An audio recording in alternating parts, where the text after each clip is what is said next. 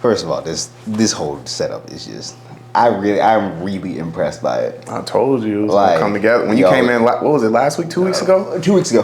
White wall still, right? Yeah. You had none of your stuff had come in. Trash everywhere. Yeah. I'm gonna have to do a pan around so everybody can see it before. Yeah, show them this greatness, man. Yeah, like this is freaking dope. Way better. Yeah, it ain't got no windows, but it's way better than your last place. No need the windows. Solely for the fact that I don't have to worry about auto exposure.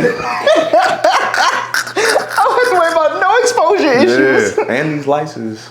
Yeah, these are decent lights. Like, I can edit around these lights. These are not problematic lights for me to edit, so. I realized that, man. I was messing around with my camera a little bit, and it was like, I don't have to have my ISO as high. I don't have, or not as high. Like, I can put my ISO at a good level, and you can put your white balance. Like, it's just all, it's way better. You still messing with Canon?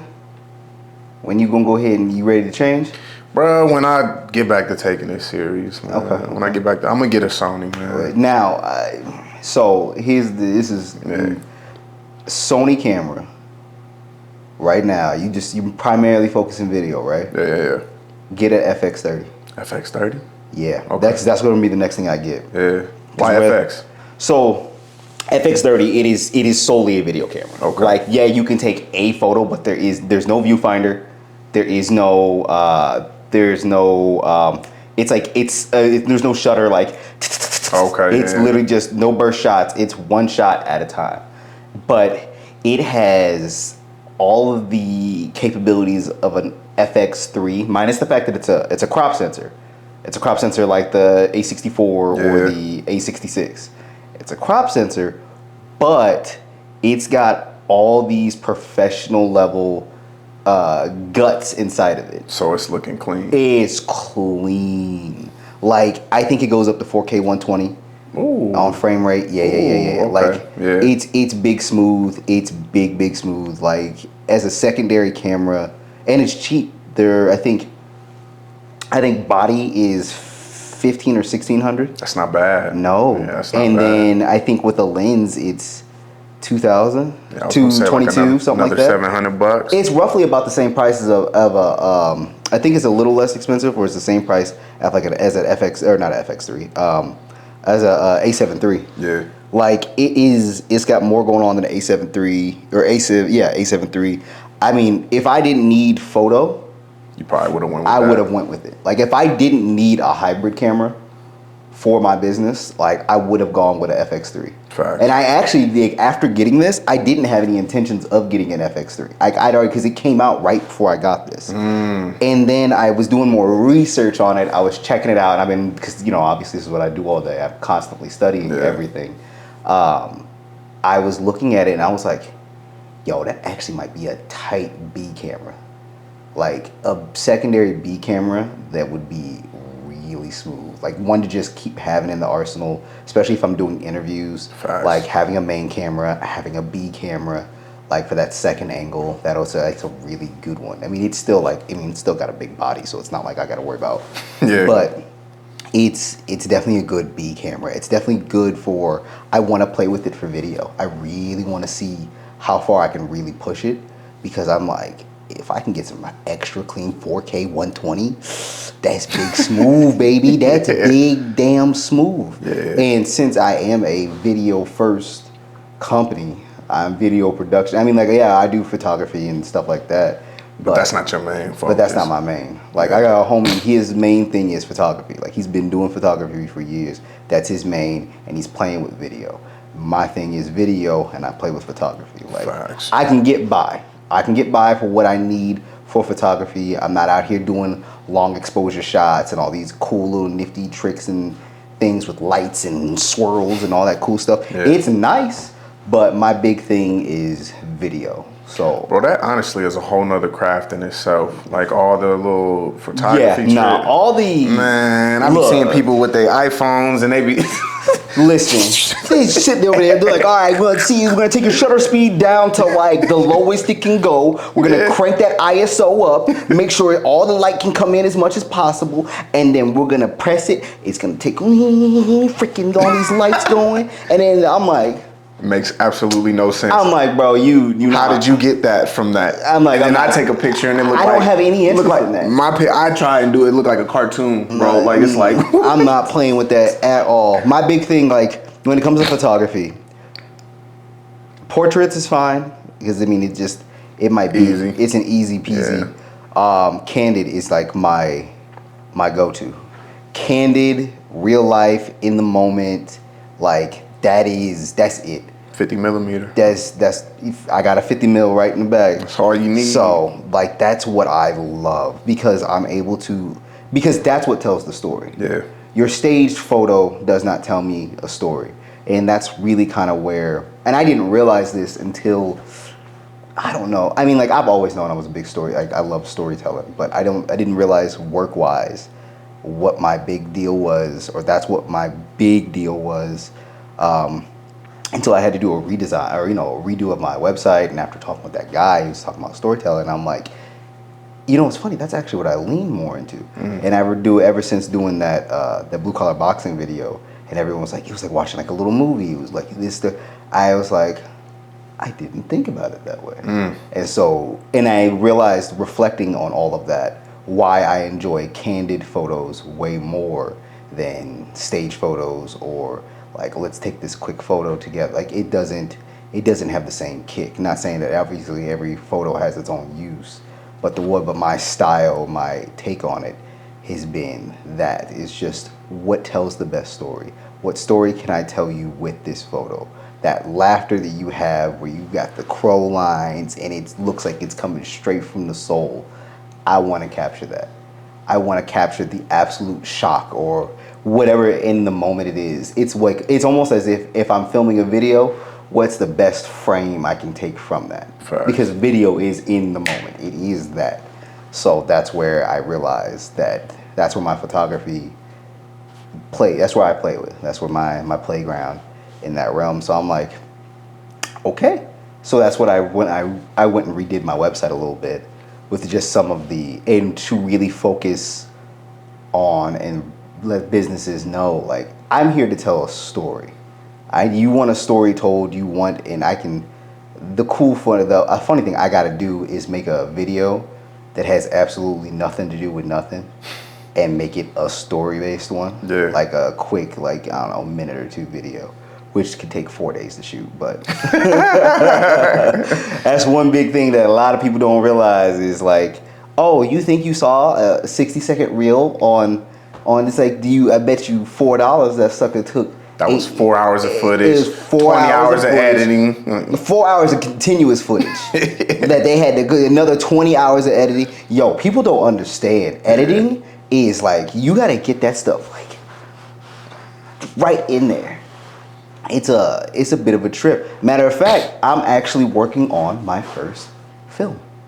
Word? Yeah, it's a documentary. We'll talk about it a little bit. I'm doing, so everybody here in Omaha, Nebraska, or at least they should know, which is what the whole point of the documentary is, Daniel Goodwin. Okay. Yeah. Who was a barber down on 24th and Spencer, which is now I think known as Daniel Goodwin Street or something like that. So he's been my barber since I was like 11, 12 years old, right? And he was my dad's barber. And so I always thought he was so, like, his shop was so cool, how many different people came in, so on and so forth. And I was like, wow, this seems like a really, if you spend years inside this barbershop, even as a kid, you're going to hear a lot of different stories as to what went on in the city. Who knows who knows what. It's when being in this barbershop specifically is when you find out how small Omaha and honestly the United States really is. It's not that big. Like, yeah, everybody usually is like a hop, step, jumping away of someone else. Yeah. Right? Especially here. If I don't know you directly, I can ask 5 people and at least 2 of them will know who you are. Mm-hmm. Right? That's usually why I can call somebody and be like, what you know about this person? And if I call 2 of them, somebody gonna tell me something. But just to even go example, how I even found this or how he got this started was the guy I work for as a chef. His barber, he goes to a barber, and he went to go meet me. Went to meet up so I had one of his tripods, and he goes to the barber, And I said, who's your barber? And he goes, oh, I don't know. He's like, oh, I said, well, send me some stuff. I need a new barber. Like, I need someone who I can go to consistently, right? And he sends me the guy's stuff, and it says Daniel Goodwin. And I go, what?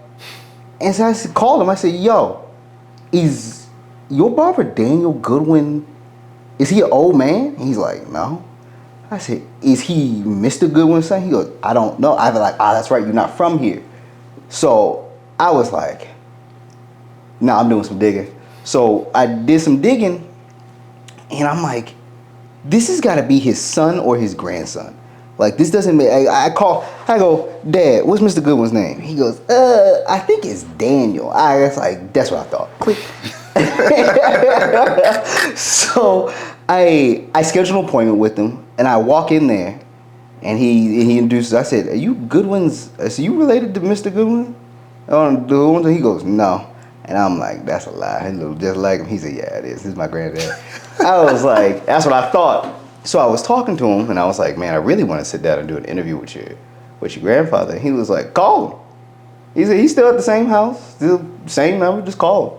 And I was like, oh shit, whoa, bet. So I called him, and Mr. Goodwin said, yeah, it was cool. So I went down there, maybe 2 weeks ago, probably when I saw you last, and I sat down with him, and I wanted to ask him, like, the documentary was going to be about just Mr. Goodwin, his barbershop, what it was like building it, and having it in in Omaha during the time period. Mr. Goodwin was like 91 years old. Oh shit! So he'd been around a minute. Yeah, for a minute. So I wanted to hear more about what it was like, and so I talked with him, and his son came in, Daniel Goodwin Jr. So so I got to talk to them both, which was perfect because he was like, oh, I didn't mean to hijack. I said, no, I was actually going to reach out to you anyway. So you being here made things way easier. So it's perfectly fine. And so we're sitting and talking, and like getting to hear how old Omaha is and really what it was like back then was goofy. Goodwin's brother was like 15 and was able to forge documents and get into the military. Oh shit. Yeah. Like at 15 years old and stayed in for like 30 years. You know? Exactly, right? Yeah. And then Goodwin tried it and didn't work. They was like, that's fake. Come back. They said, come back when you're 18. But to hear how small Omaha was, right? So this is back in like the 40s, 50s, things like that. Because Goodwin would have been born in the 30s. Yeah. Because I think he was born in 33, I think. And so he would have been like, so he said that it was basically, it was 24th, downtown-ish, of course. And then it like capped off over on Lake. Cumming Street to Lake Street. Yup.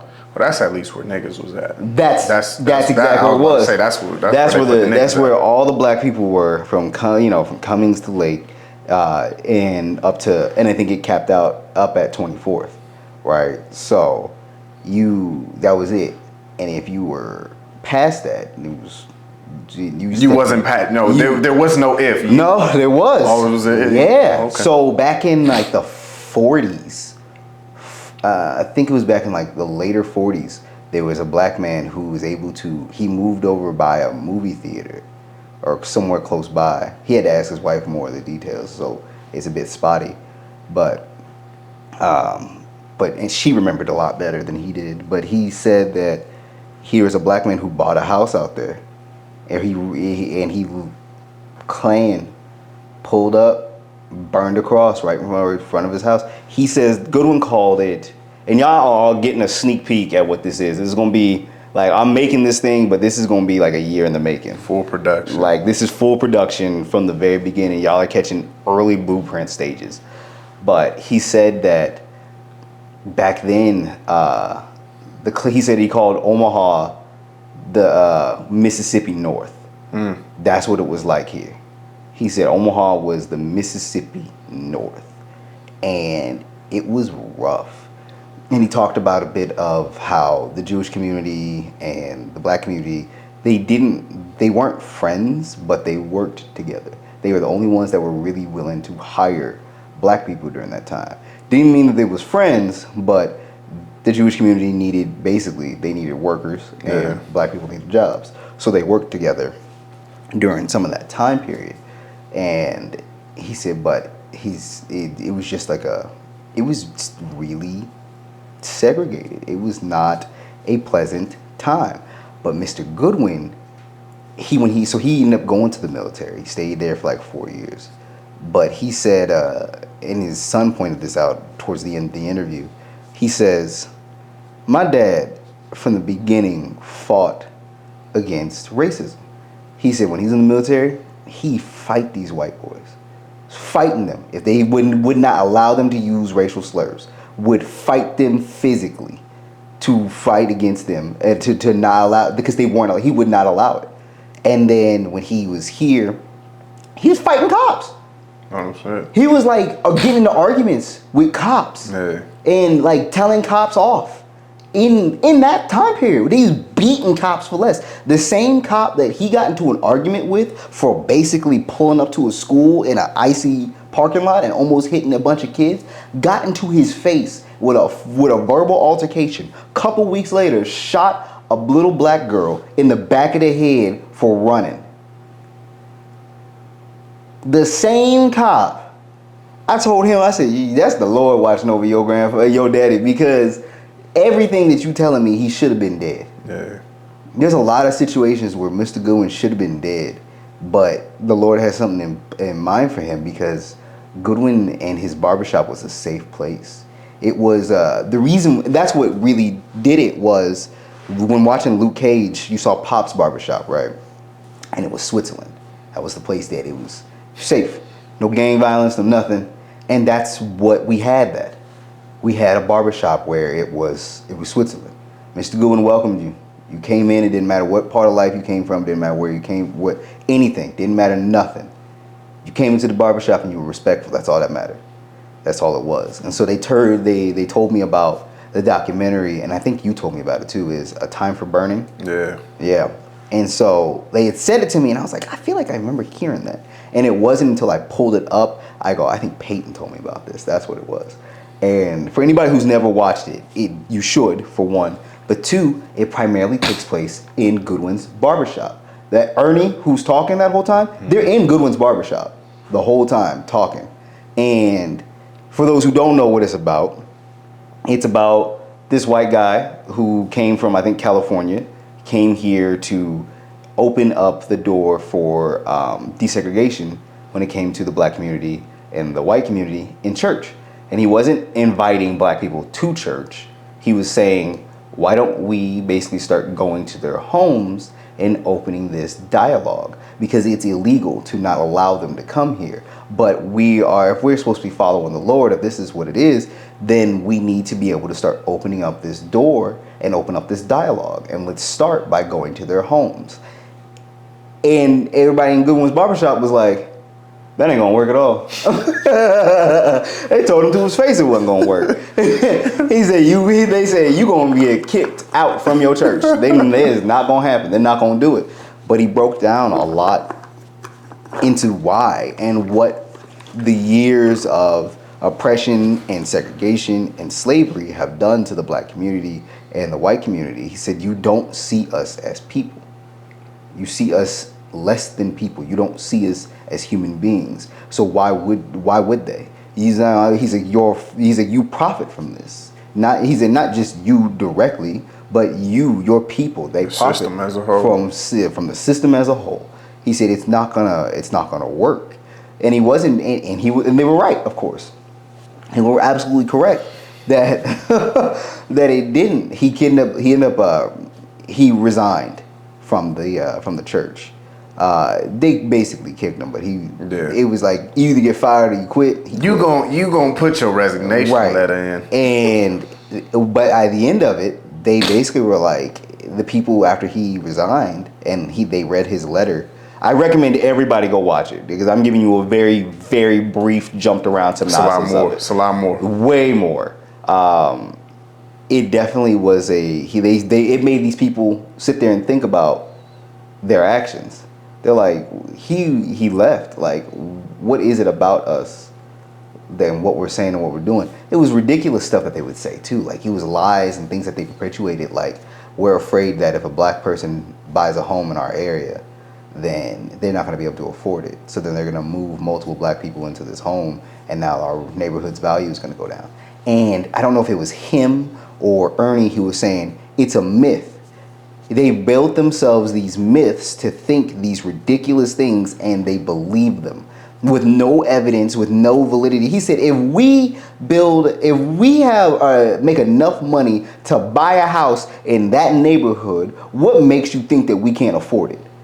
Do you realize the work it would have done for us to be able to get that house? What possesses you to think? He said it's a myth that they believe. That's the same thing that's being perpetuated to this day. And that's where that was one of the big reasons why I watched it, and just to get a good idea of what the conversation was in the documentary, and what happened and what solidified the change and shift in tone of the documentary I'm making, which is because by the time I was done with talking with Goodwin and his son, I said, this has changed the difference of what I was making this for, because now it's no longer about just Goodwin and his barbershop. It's about this black community as a whole and the history of it here in Omaha and what this barbershop did for it, but the community that we've somehow lost in it.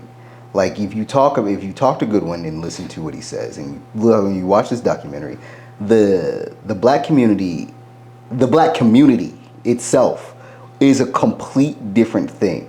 And so with different parts of the world and the system perpetuating a very similar mindset that was back in the 40s, the 50s, the 60s, it's not as bad, but it still exists. But we as a community are not in the same dynamic that we were then, fighting against something like that. It's the things that were important then are not important now, or if they are important, it's not being fought in a constructive way, right? Like, it was and so seeing that, I go, this shifts it, because now I want this story to be something different. Now I need this to be something better than what I originally wanted it for, because I want this to open up a dialogue within the black community to let them recognize that, hey, you have, and this is where something that his son was saying. He says, my dad was able to do so much against all of the adversity that he was given. Like, he was put in a bad spot, in a bad situation, and he was able to provide a amazing upbringing for me and my siblings. We traveled, we did this, we did that. He was there for all of my games. He was an active father and an active contributor to our community, and he had to deal with the limitations that he had. These kids today, they don't have the same excuse. They have far more opportunities now than they ever have in this world, and yet they still see themselves in a victim spot. And I'm loosely paraphrasing here, but it's true to a degree, right? Like, there is a thought process that we have today, and you see it, and you see people talking about it, that they're limited for what they do. And the point of being able to make this documentary is, one, nobody was able to do anything back in that day without community. That is it. And I think that is why we have this idea in our head now that we're limited, is because our community is broken. It's not unified like it once was. And so and of course I know why the whole thing, it was a threat. The black community being as strong as it was a threat back then. So they did things to break it up and destroy it and so on. So I know where that comes from. But now I think it's due to a lack of education, and I think that due to a lack of priority in what's important, we that can be building a community is not. It's not. Nobody's focused about that. It's more them. How does it me versus how can we help the whole? And I think that's what I want this documentary to be, to show what a unification of community does. It's crazy. Kanye said a bunch of crazy stuff, and he has been saying a lot of crazy stuff. But he said one thing that really sticks out that isn't crazy, which is, then I'm paraphrasing it because I'm not 100%. Better not misquote Kanye, bro. Yeah, I'm a misquote. Hold on, it's not Kanye though. You got to get his name right. Oh, yeah. You better not misquote. Yeah. I'm a misquote Mr. West. He says the Jewish community. He says I'm jealous of the Jewish community. He said because they have banded together and stuck together and allowed themselves to work their way up to be successful. And so they work within each other's group. They help each other out constantly. He said, and we don't have that in our community. Our community does not band together as a whole to help one another anymore. And that, amongst all the ridiculous stuff he was saying, that is one thing that I think is true. I think that, and you see it not just in the Jewish community, you see it in Asian communities or Latino communities or other communities, is that if you look like me, my intention is to help you out first, is to help build you up some. But that's one thing that I don't think, we hear a lot of black folks talk about it, but it's not really something that I think is kept in practice. You know why, bro? We talked about this on an earlier episode. The episode where we was talking about cultural identity. Yup. You know, exactly. The big thing, bro, and I think it's something that you should look at as you're expanding on this documentary, is just like the stripping of a culture, and literally like the pimping. Like our culture's pimped out. We don't really have a culture.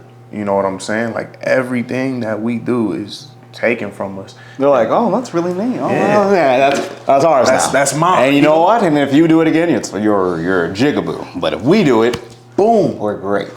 and look at that. And one of the biggest places that you can see it, you said the lack of education. It's not the lack of education, but you got to change it, and it's the miseducation. Yeah. You know what I'm saying? Like, because the education system is there, but it's faulted, and it's created to literally siphon and filter out people who are going to fit into the system. Mm-hmm. Literally. From the jump, bro. Like you look at somebody who's in preschool, right? Most preschoolers, they love school. They enjoy school. It's so much fun. But this is where the miseducation process starts. One, you put in teachers who don't look like us, right? So they don't really understand the dynamic of like why some kids come to school and they tired, why some kids have more energy than others, right? And I think that has to do more with the of not teaching teachers correctly, because I don't think your teacher has to look like you to be able to reflect an impact. I think it depends on their background themselves. Think about this. Go ahead. They don't have to look like you, but if you have a teacher who is truly culturally competent, because that's like a phrase that's thrown around everywhere, right? Mm-hmm. But I don't think there's truly anything there's not truly any cultural competence, right? Mm-hmm. Because cultural competence in most organizations' eyes is we're going to have this diversity and inclusion training, diversity and inclusion officer, and now we're diverse and we hire a couple black people. But like when you got a teacher who lives way out in the boonies but comes down to the north side, you know what I'm saying? At least in this city, come down to the north side, they're not really going to understand that struggle unless they immerse themselves in it, unless they become a part of it. And I think that's what makes you a good teacher. I think that's what makes you that's why I said I think it's a lack of, I would say cultural competence, but not in the cultural competence of corporate. Let me keep going though. Go ahead. Let me keep going. Go ahead. So it goes even further, because now when it comes to me educating these kids, right? If I don't truly understand these children's life and their dynamics and what all is going on, right? Then I can't truly teach them in a way. I can't package this educational system in a way that they're going to be able to receive it. Mm-hmm. Which is where you get kids who they struggle with focusing. The only reason kids struggle with focusing is because you doing some shit that is not keeping their attention.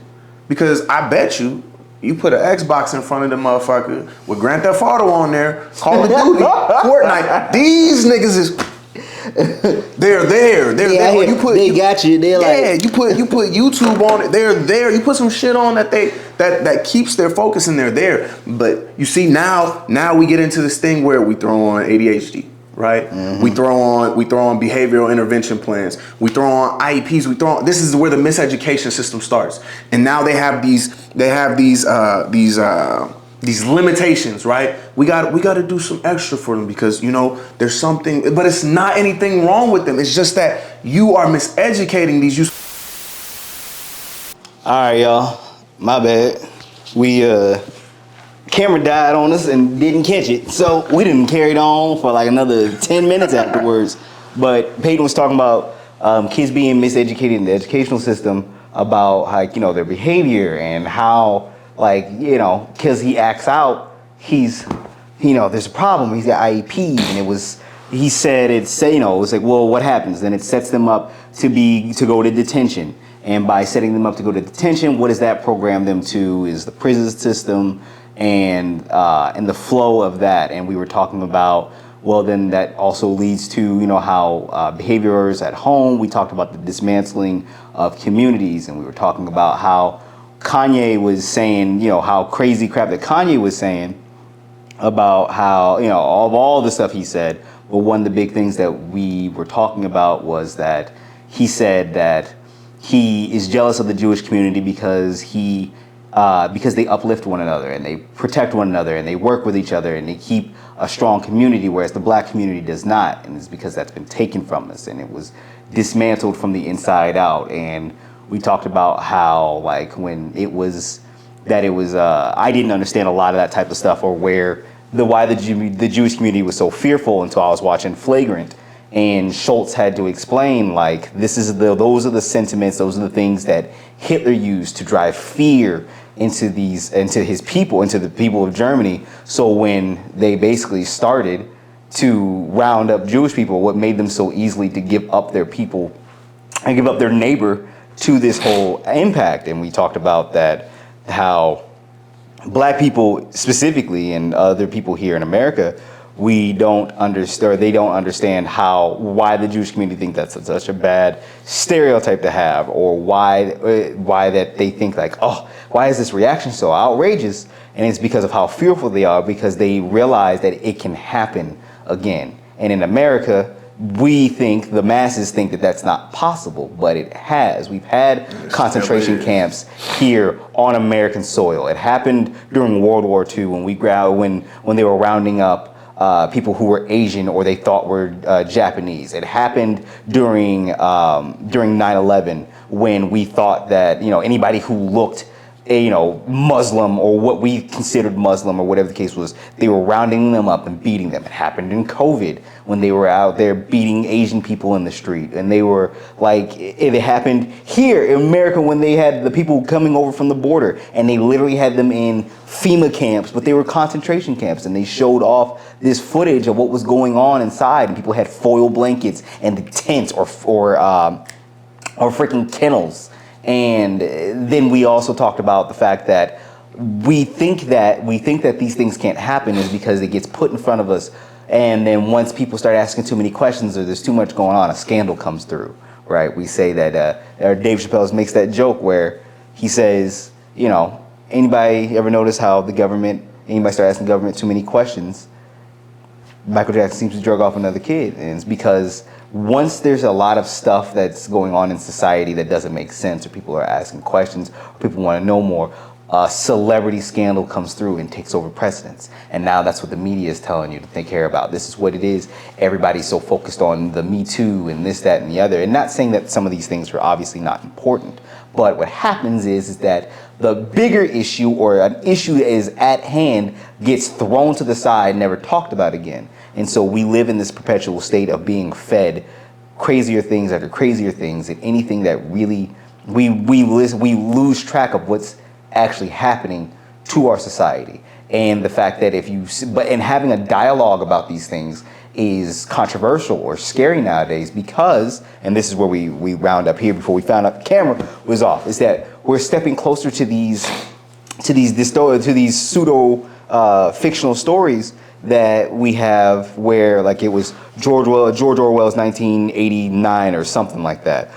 Fahrenheit 451. Anybody who's an anime fan, they've ever seen Psychopaths.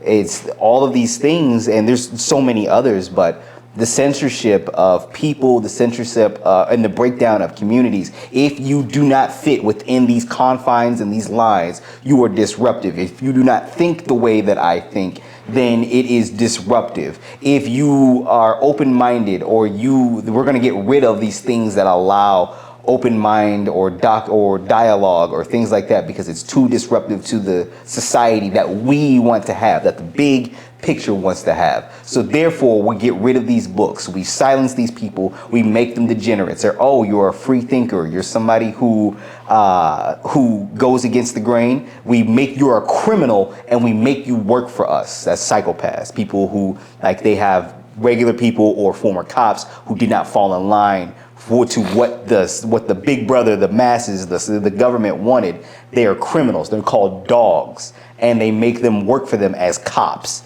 So their psychopaths is too high, and so we're stepping closer to that reality, and everything's so divisive and everyone's so angry all the time. It makes it difficult to have these conversations. It makes it difficult to open up these dialogues. And when you can't talk about things, there is no change, right? When you hide things, when you try to suppress it, you're bound to repeat it. What is the quote? A man who doesn't know his own history is bound to repeat it. Yeah, it's the truth. And so hiding things, not talking about it, we are closer to seeing it be repeated again, right? We're in this weird state where, like, I've been deep in YouTube lately just because I was telling my girlfriend this, is that I like to listen to stuff that even if I don't agree with it, if I don't agree with it whatsoever, I like listening to the arguments that the other people have about it because I want to understand, because I want to be more open-minded in understanding what it is that they're arguing and why they argue it, where they're coming from on it. Whether I agree with it or not doesn't matter. It's that I open myself up to that dialogue. So when I do have these conversations with other people, I have a better understanding with what they're talking about, and either how to argue against it or find some level of common ground. And so I hear all these stupid arguments about anything and everything. And what I've learned is that people, first of all, people who shouldn't be lying to you are lying to you. Doctors are lying to people. The government's lying to people. Like, officials are lying to people. There's a lot of people who are lying. Openly lying. Well, I mean, Dave Chappelle made that point. He was like, if your dad came up to you one day and was just like, well, nigga, we ain't got rent money, so have a good day at school. Have a good day at school. You'd be like, but it's not a lie to protect you. It's a lie to exploit you, right? There's crazy lies that are happening. Just even the most basic of lie is that they're still trying to say there was not an insurrection at the White House. There was not a raid. And you hear these people say this stuff, and you're like, were you watching the same thing I was watching? Hey. Were you watching these people break barricades, bust through doors, go and have standoff against police officers? First off, I want to know how was that? I know. Like, listen. If I remove the conspiratorial part of me, bro, it makes no sense that they was able to make it that far. No sense, like, bruh. None. Put 10 of me. Put 10 of me hopping the White House fence. Yo, son, we'll go one step further. Ask how many people during the the George Floyd protest, the Black Lives Matter protest. Ask me how many people were told me that they were just standing on the street, peacefully protesting, not like was out here raiding stuff. I'm talking here in Omaha, was out on 72nd and Dodge, was out there just standing on corners, and cops was out here pepper spraying. Bruh. For no reason. I don't. Drive-by pepper spraying. Not even not even getting out the car. And they just made it, drive-by. into chambers. They made it into chambers. Yo, when Trump was walking down the street to go take a freaking picture in front of a damn library, them cats just shoved and knocked an old man, bust his head on the floor, cleared the street out of nowhere. People was getting beat. But you telling me, you trying to convince me that these cats was able to somehow break down barricades and break in how many people got shot? One woman got shot who was busting in through the window and they popped her? Like, how was not more people? What? I have seen cop footage of people get beat. I've seen cats get snatched out of their car. Black or white. We not wishing harm on nobody. Of course, never. I just don't understand. I just don't understand. How is it? How is it that there is more people who have done less offenses, less things, less damage, less everything? Just being argumentative has gotten people beat, snatched, had guns pointed in their face, all this stuff. Black, white, Mexican, doesn't matter. This cat who was just driving got pulled out their car, got sat on the curb, got cuffed, and was interrogated by police officers on a Tuesday afternoon. You telling me this hundreds upon hundreds of people who are hopped up, hyped up, and militiaed out to sit up in there and attack the capital, the nation's capital, and was breaking in. And they got in there. They was taking pictures and they was stealing stuff. How? Bro, how? So you can't convince me that it didn't happen. Real quick, y'all.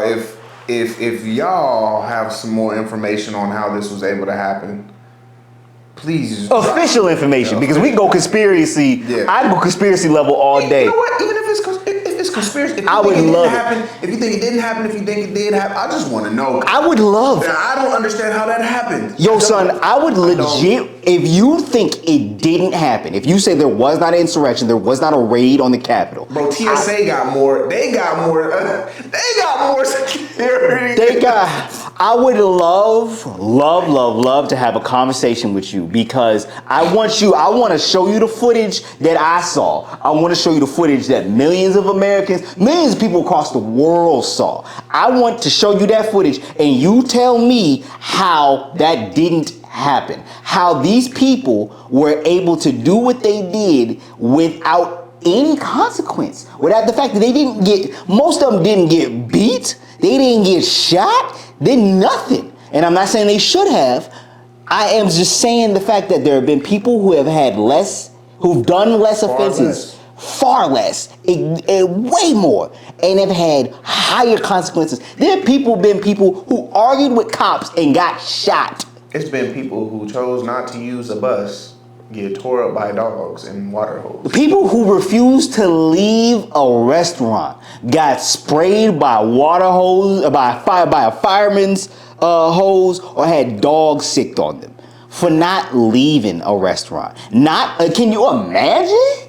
Can you imagine? It just don't. This crap would have been like, if this was a group of any other people, they'd have been Master Chief up there with a freaking turret. Just he done took it off the mount and like. Have you ever seen World War Z? Yeah. Like that shit. Do you know how many dudes I done murdered in freaking Halo? Then they got warhogs coming through. I got that turret. Freaking flips, just mowing down whole teams. That's what it would have been. It would have been some stuff. It'd have been freaking Olympus is falling, White House down. Literally. Any of the movies with Channing Tatum, Gerard Butler, a black president, any of the above. This stuff would have been popping, and it made no sense. And so when we're able to deny reality like that, when we're able to deny things that are happening right in front of us, that leads to a really scary world that we live in. So when you get and so of course now it's starting to happen to the masses, right? But when black people have been talking about this for so long, they've been saying the system's against me, these cops are against me, these things are against me. Like these jigaboos don't know what they're talking about. Just strap up Just do better, okay, Jamal. Yeah, literally. But now the fact that they can see it's for other people, and now it's like, well, this is a problem. But we're stepping into a weird line where, okay, this was an issue, this was a thing, but now there's ways to get out of it. There's ways to work around it. There's ways to where Jamal doesn't have to worry about being, oppressed in that way. Like he's got an opportunity for education. Just by being black alone, he can get a scholarship to do things or work outside that. This is one thing that and I think we've talked about it before, but I don't know when's the last time we did. But black people in our community, we tear each other down for anything that is not considered black, right? If you are artistic, you can be artistic, but you got to be a rapper, right? Or you got to be a singer. But anybody who likes to draw, anybody who likes art, anybody who likes to express themselves in an artistic way in the black community, it's not really highlighted or really talked about. It's becoming more accepted now, but when I grew up, you was a freaking nerd or a geek or white for doing stuff like that, right? And so, or being educated. Oh, you're educated? Oh, you talk white, you act white, you this, you that. When that once upon a time, that was not white. Because you made it through the miseducation system. Because you made it through the miseducation system. And I think that the more we open up this dialogue and open up this atmosphere to allow black people, specifically ones who are in less privileged neighborhoods or situations, to say like, hey, you don't always have to just be a rapper. You can be a rapper if you want to. Be realistic, but open up these arts again. Let these people express themselves through art again. Then whether you decide to not go down the 9 to 5, open up the trades again. Realize that working a trade is not a bad thing. We get a really weird rap right now of like trades are bad. Like don't go into trades. Well, you can make some. You make banditos. But and that's crazy though, because if you ask black people, what can you do to make some real money, right? Shout out Black Power Electric, by the way. That man doing big things. Black owned electrician. This man be doing big things. Hell yeah, man. Big things. And then think about that though. There's not too many black folks realize that how much they talk about. I want to be able to make 6 figures. I want to be able to do this. I want to do that. But you better get you a trade job. But you know what that is, right? You know why? You know why it's not that. Go ahead, tell me. It's education. Programmed, bro. It's programmed. I mean, I don't disagree. We literally are programmed to be the things that we become, bro. Like, the moment that we don't hate rap, we don't hate rappers, but it's these thugs. The moment that shit started going and they saw that they could capitalize on that piece of culture, they were like, hey, we about to blow this shit up out of proportion, because guess what? If we have more people subscribing and tuning into this shit, right, in a way that demonizes it, but we can also make a profit out of it, we're gonna have more people killing each other because they chanting this shit all the time. We're gonna have more people we got people who be gang banging that ain't never seen a real hood in their life. You know what I'm saying? There's a YouTube short. I don't even know where it is. Couldn't even tell you. But I don't remember even which rapper it was talking about it.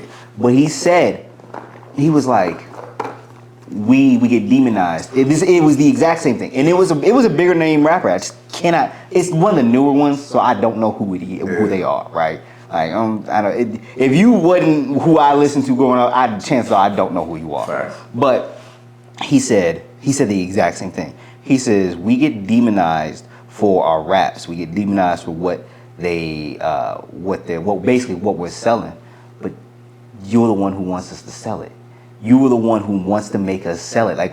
How many rappers, there are actual rappers that talk about gang banging and gang life, gang culture, and has never stepped foot in a hood in their life. He said, but that's what's selling. And guess what? Guess who's consuming it? Our people. So now we got our people believing this lie that we're perpetuating that's out here, and that's what they want to do. That's what's fun. That's the thing. And we're making it look Great. He said, but there ain't nothing glorious about gang culture.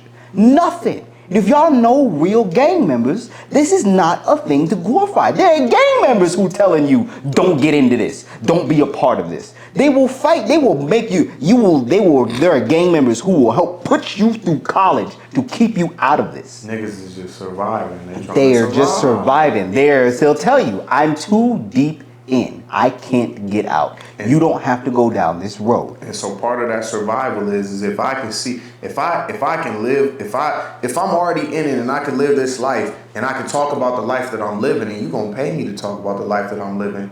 Now you taking this struggle that I'm going through and you capitalizing on it. And that's what the fuck they doing. It's fucking programmed. It's been strategically programmed to tear down motherfucking culture, and it's been all throughout, bro. Like from the moment that the Emancipation Proclamation was signed, when they signed that shit, you know they're talking about they celebrated and they talk about the slaves were free. Abraham Lincoln freed the slaves. You know what they really did? They really enslaved these niggas even more. You know how? Because as soon as these white motherfucking U.S. soldiers came over and was like, you are now free. Niggas was like, what the fuck is we supposed to do? Free, nigga, master was they're like, it's fine. It was like, listen, Kunta, we'll go ahead and we'll get you 40 acres and a mule.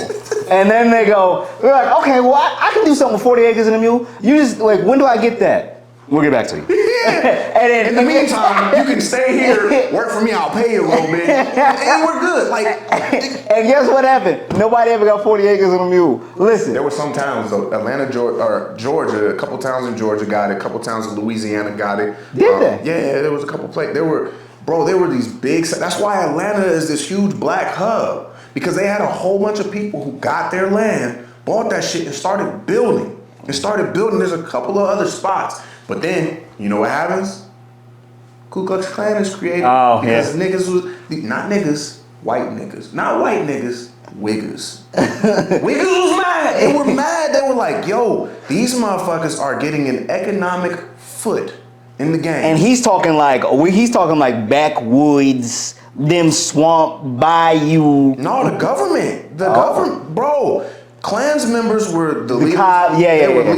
They were leaders in the community. They were cops. They were government officials, and they saw like black people in these communities. They had their own currency. They had their own they had industry, bro. There was industry being created, and they're like, yo, if we let this shit go on for too long, the same thing that you saying that the Jewish people was worried about. Yeah. This is what they were like. These niggas is gonna be able to have like some power here, and we can't have that. So we need to put on these white hoods and these motherfucking coats, cover up our face, run through with a fucking burning cross, and go scare these niggas back into the cities so that we can take this economic development away. And that's exactly what happened. They brought them into the cities, and then they enacted these Jim Crow laws.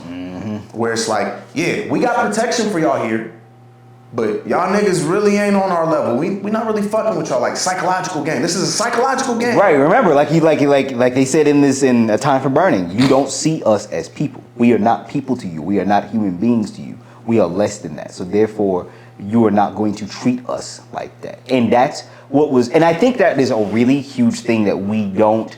It is completely skated over, right? And what happens is that you get a bunch of black people who preach, oh, back in slavery, white folks is tired of hearing that argument because they're like, I'm not a slave master. I didn't do anything. I don't have nothing to do with that. So I tell people like, don't use the slavery argument, right? And then and the thing is, you're not trying to demonize this white person for something that somebody who he ain't ever met in his life did. Let's talk about something that happened more recent. Let's talk about segregation. Let's talk about the effects of segregation. Yes, the effects of segregation came from during the time of slavery, but you're not going to be able to win nobody over from an argument there. So let's talk about the thing here and what the effects of segregation had then, the effects of what was systemically done, what was socially done, and how that affects the community now. But, like I said, I don't think people really, I know people don't really understand it because we're not educated about it. It is hey, yeah, this is Malcolm X. This is Martin Luther King.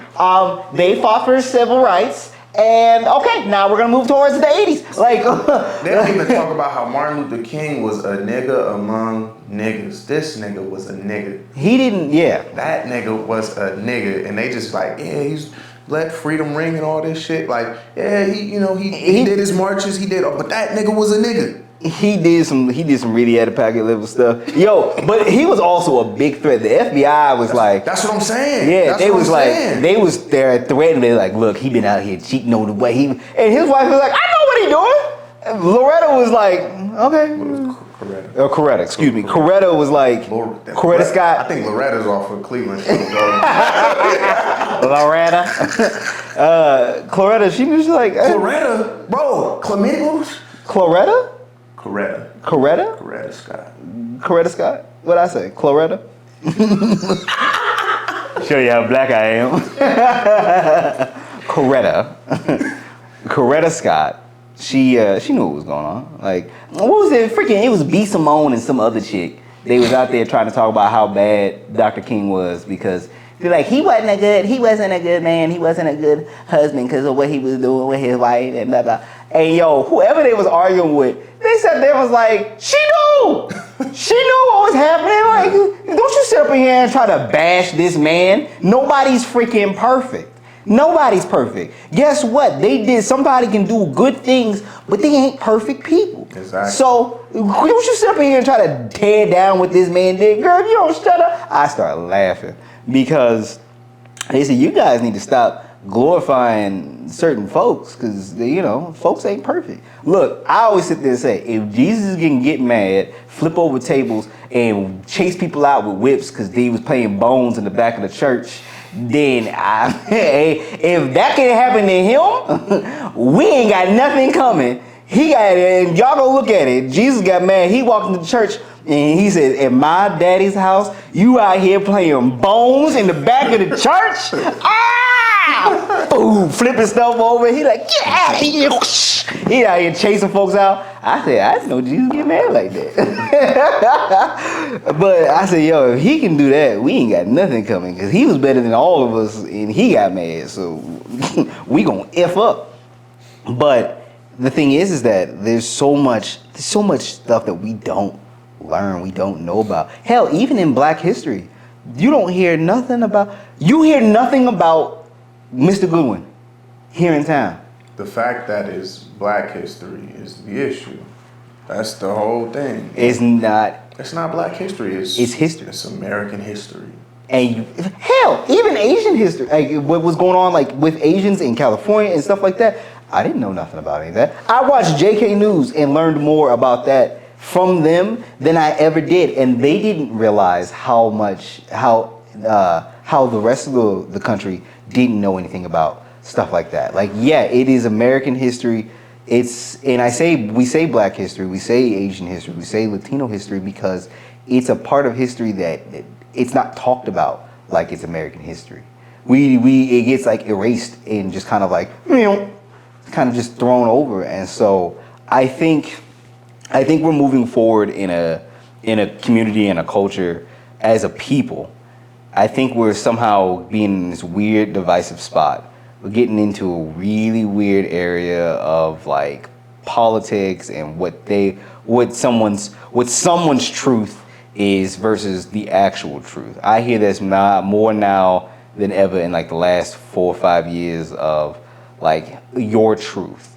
And I'm like, yo, there's no such thing as your truth. There's your side, my side, and the actual truth. There's an actual reality. The truth is the truth. There is no ifs, ands, or buts. There's two different. There's sides. There's sides, but I don't think of. Let me. Go ahead. Let me make a correction there. Okay. Truth is subjective. How so? Truth is always because truth is what I believe to be true. There is no objective truth. There's objective facts. But that's what the truth is supposed to be. Is facts. Truth is not fact always. How so? Because you can say this is true, right? You can say I don't want to use this. I don't want to use that example. I ain't gonna do it. So I see it as. So let's. All right, here we go. Go ahead. You hurt my feelings. Okay. Is that true?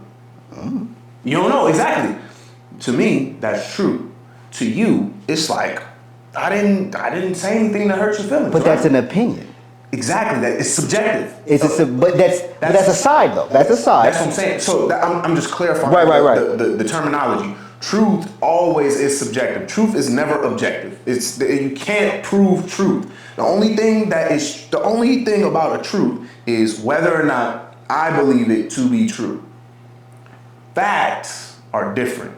I don't know. Facts are always objective. Facts are always objective. That is true. You see what I'm saying? Right. But the only reason you can say that is true, though, is because you believe that. No, it's because their facts are facts are facts. Because you believe. There is no other way about it. It's either fact or not. Yes. So it's a fact is a fact. The fact is something that can be proven. Mm-hmm. Truth you can't necessarily prove. You can only believe it. I don't know. You can prove a truth. 2 + 2 is 4. That's a fact. But it's also That's true. something that can be proven. But it is true. But can you prove that you hurt how can I prove that you hurt my feelings? You say that's my truth. I say it. No. I say it. But I think that what ends up happening is that we end up getting in the weird spot of to say what is true is reality. Right? But the thing is that what reality is also subjective. But that's the issue. Is what I'm saying is that when it comes to the truth should be an objective thing. That's how I've always seen. It can't be though. But that's how I always see the truth. Truth is fact, right? And then everything else is either fact or it's either true or not. It's fact or not. It's true or false. It's either it is or it is not. That is how truth works. It's either fact or not. But when it comes to subjection, such as your feelings or someone's reality, that's the whole thing, right? If somebody's reality is this, like, the white man is the devil. Fact. They're like, he is the devil incarnate. It is Lucifer himself in people, right? That's not reality. That is not a provable true fact. I should be able to prove the truth. But no. You can never prove the truth. I've never heard of that. You can never prove a truth, but you just hit it right on the head with that example that you gave. White man is the devil, right? Mm-hmm. To one person, that's the truth. To another person on the other side, let's say it's a white person sitting right here and they hear that, to them, no, that's not true. And they will argue that back and forth. But here's where it changes. Okay. Here's where it changes. Slavery happened. Fact. We can prove that. We can prove it. That is the truth. Black people have been discriminated. Truth or fact. Fact can be proven. My truth is that white people are the devil. That's not, it's opinion. It's a truth though for somebody's reality, and that's what I'm saying. It's a subjective thing. Truth will always be subjective. You can never prove truth. But see, the thing is, when it comes to reality there has to be a realm of fact in reality. Does it? Yes. We can create whatever reality we want. If I tell you water is wet. That's a fact. But that's what I'm saying is that there has to be you get somebody to say water is not wet. There is no such thing as wet. Wet is a perception of your mind. But that is not, no. Like water is wet. That's called a delusion. That's what I'm saying is that the problem is that when you start playing with somebody saying that their reality is truth, and because they're used interchangeably, truth and fact. The problem is that that's not, it can't work like that. That's the issue. You can't use truth and fact interchangeably. But that's where everybody. But see, this is the thing. Everybody's free to live their own truth. Everybody should be able to live their own truth as long as it doesn't infringe on somebody else's. Because what is true to me might not be true to somebody else. Just like me, like what is true to me is that what is true to me, but also is factual, is that there is a miseducation system. Facts. And you see what I'm saying? Facts. Right. But then there are people who don't necessarily live in that truth or subscribe to those facts, which then I would say they're delusional because they choose not to see that. But it infringes on my freedom to live. That's where the issue comes in. That's okay, and that's where that's why I have the issue with the whole my truth, your truth. I know where you're going.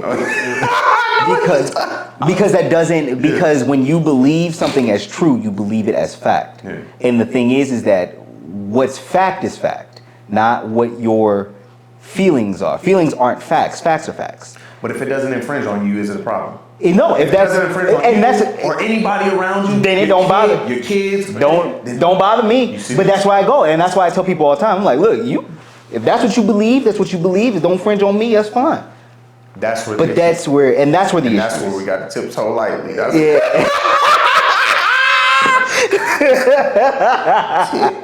Yeah.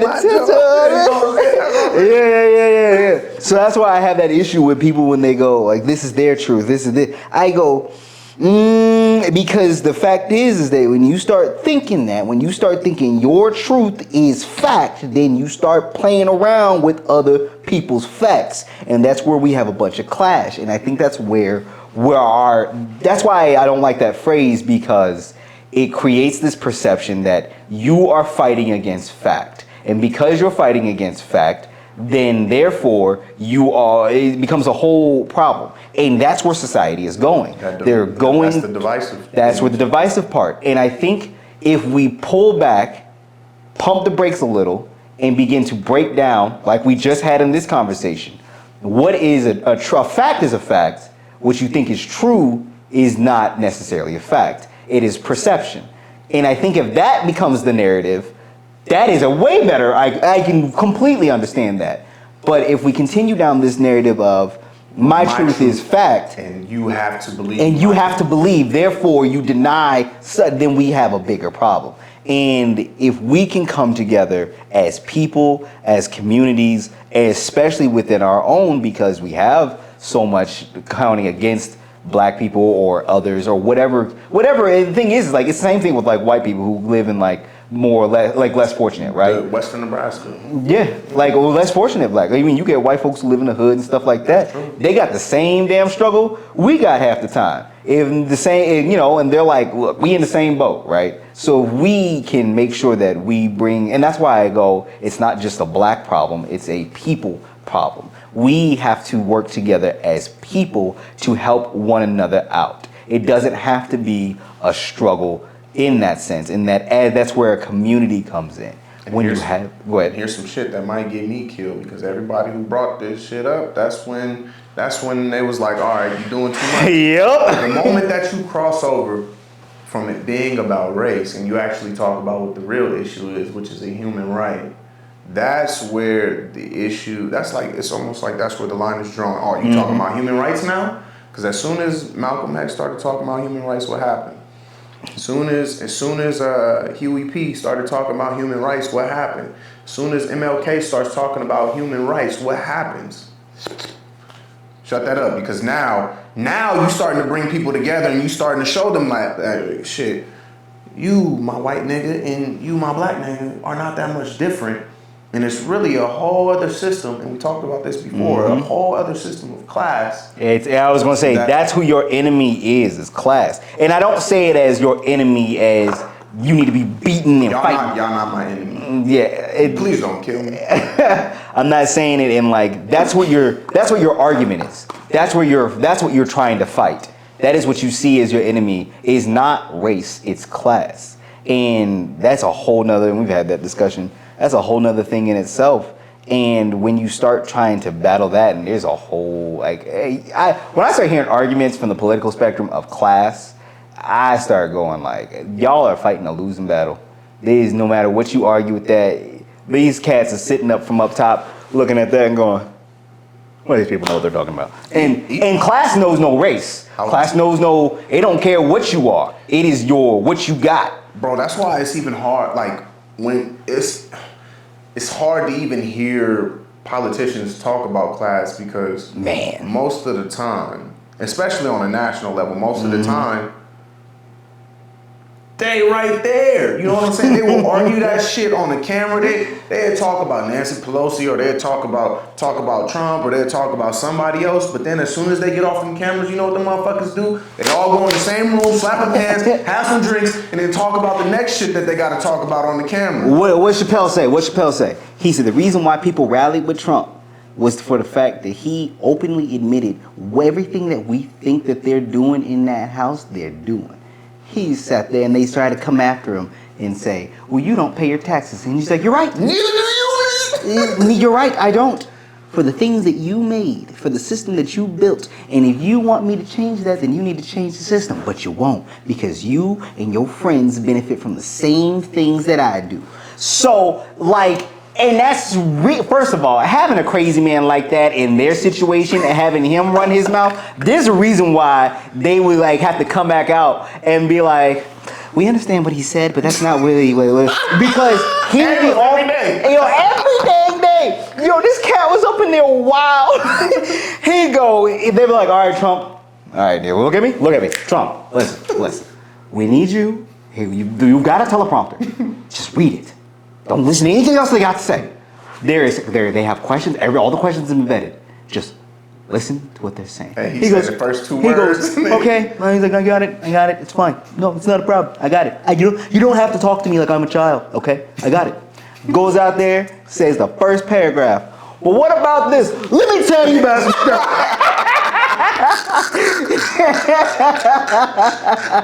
Like, that's exactly what he was doing. And having somebody like that is a freaking wild card. Yeah, that's why a bunch of folks liked him. It's because he was freaking real. That's why a bunch of black people will say, I like Trump, because of what he was real. And they know that stuff is fake out there. And that's what you're fighting. That's what your argument really is. And you ain't ever gonna win that fight. So just keep in mind, while you thinking it's one thing, it's a distraction, it's a diversion. It's like, well, you're really fighting race here. No, you're not. You're fighting this. But if they can get you to fight about this, then they ain't worried about that. They ain't worried about that. It's up until they realize that's what happened with MLK and Malcolm X, when all of a sudden they're like, it's a people thing. It's not a race thing. They go, well, what's that? What you talking? Hey, what's he talking about? Hey, somebody better shut him up. Yeah. And it's like, oh, we can't shut him up? Kill him. Freaking happened what's the president they got shot, blasted? JFK. JFK was about to snitch on some stuff. Like, full blown about to snitch on some things. And they was like, oh, hell no, he gotta go. That's why it's so funny. They talk about the JFK assassination. You hear anybody who talks about, they go, they obviously, conspiracy theorists have been dismantled, right? If you go against the status quo, if you go against what the official word is, you're a conspiracy theorist. But if you ask anybody who really killed JFK, everybody goes to the government. Conspiracy theorists immediately, they go, no, that's like, nah. Don't not a single person believe freaking Lee Harvey Oswald killed JFK. Everybody's like, nah. Again, how did this man get in this spot? How many yards away was he? Was it like, he was the most gangster of a sniper. This man had the impeccable accuracy to hit a moving car. Like, they sat there and said, they go, Harvey was not like that. Like, his stuff don't make no sense. And he even originally said, I ain't shoot him. Then they put him in the back of the bus and they brought him out in the station and they came back and said, he's like, yeah, I did it. There's some stuff that y'all don't know. And it's a trip, man. Like, we really have to keep in mind and remember, it is about people. People are people. It doesn't matter. I don't care what you come from. If you are gay, straight, trans, blue, black, poor, rich, whatever. Well, actually, if you blue, you might need to get something checked out. You might need to get some stuff checked out. But you're still a person, so we need to get you some help. Yeah. But it doesn't matter. None of that matters. Like, we are people. We deal with people, and we handle and help people. Look, making it through this world, and I don't care if you're religious or not, making it through this world, you need help. That's one thing that the Bible also talks about, is community, is people. That's why people go to church, right? Is, in fact, now what happens inside church, complete different story. But the idea is that there is a community of people who are there to be a support system for you and to help you through this troubling world. This world is not supposed to be an easy world to get through. We're supposed to go through trials and tribulations so that we can learn and be better and help others, help the next people that come after us, leave something behind so that those people have an easier life as we continue to make it. That is what in our time here, to enjoy and the people that are in our lives. Because as we all know, if we didn't know already, is that nobody is guaranteed tomorrow. Who you have today in your life may not be here tomorrow. And you need to make sure that you would be remiss, you would be upset and devastated to have a stupid argument with somebody over nothing and they not be here the next day. That sits on you, that haunts you. There are people who countless times who they were stupidly arguing about politics and COVID came through and they didn't have that person the next day. And they sat there and said, I couldn't hug them last, or I was upset with them last over a difference of opinion. At the end of the day, it's a difference of opinion. Nobody's advocating go out there and kill your sister, go out there and kill your brother, go out there and kill your neighbor, right? You have a difference of opinion, whether it's political, whether it's religion, whether it's what somebody does with their own life. At the end of the day, our goal is to be there for one another. Our goal is to have a community. And sometimes we can't look to the masses for our community. So we look inwards. We look at somebody who looks like me, who sounds like me, who goes through the same thing that I go through to be my community. And when that is broken, when that doesn't exist, when that is dismantled, you feel alone. And that's why even the trans community, the gay community, there's turmoil within their own community. They don't agree with how things are going. They don't agree with things that happen. And so the community and you hear these stories from these people, especially the younger they are, right? They say, I felt a sense of belonging. I felt a sense of community when I joined this, and I believed this, and I felt this, but I didn't agree with something, and they ostracized me. They cast me out. I no longer was one of them because I didn't agree, right? And so, and it hurts. It's like it's losing something. It's losing someone. And especially if you already feel alone, if you already have mental issues, if you already struggle with this thing and you think, hey, I have someone, I have this thing. That's why it hurts when black people don't respect one another and they think you're white. You act white, you talk white, you behave white. You're not black, right? That's bullcrap. I'm as black as you are. We get put in a lineup, we are both black. Whatever preconceived notions one has about me, they got about you. So to sit there and ostracize your brother and sister in this community because they don't align with what you feel should be considered black is stupid. Because that person who you ostracize might be somebody you need. Mr. Goodwin discriminated against nobody who came into his barbershop. And there were dozens of people who came there that he helped. People who would not be where they are today, or their families would not be, had Goodwin not helped them at a time that they needed. He didn't discriminate who got his help. He didn't discriminate who he let in his shop. It didn't matter who you were. You were a person to him.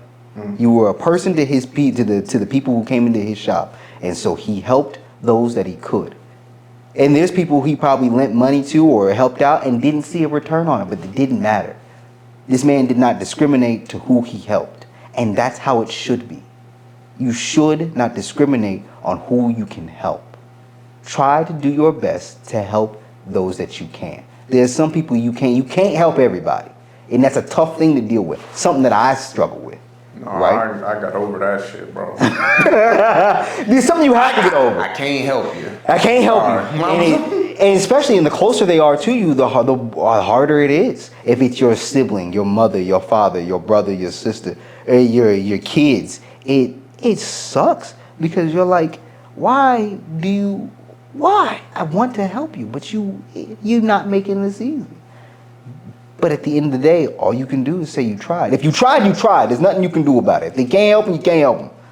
But you got to be there for people because who you are there for today, it affects you. I tell my girlfriend all the time something that I tell her, I go, I appreciate what you do, not even just for me. I appreciate for what you do for other people. I appreciate what you do for those around you, even those who may not treat you well. You still put your best foot forward and you still go out of your way to help these people because it reflects on you. It reflects on your character, it reflects on your soul, it reflects who you are. And yeah, you might not be able to help somebody, you may not get your return on what you think you put in, but it pays off somewhere along the way. Whether it pays off in a lesson, whether it pays off in something adjacently. You don't ever know. So when it comes to people, when we come to community, do your best you can and try to build a community. Because at the end of the day, that's what we're here for. We're here to be here for one another, to help each other through these struggles. Otherwise, you're going to be out for a bad damn time. Ooh. Man, I'm excited to see how your project pulls together and just kind of like all the different components that that kind of play into it when it comes to just like, you know, that loss of community and just showing and kind of highlighting those pieces, man, and showing how Mr. Goodwin kind of did serve as a community hub for North Omaha back in the day. Yeah, man. Absolutely. I'm excited. Man. So y'all be tuned. Y'all stay tuned for later this year to next year. See how it goes. Because that's one of my little passion projects that I'm working on. Facts.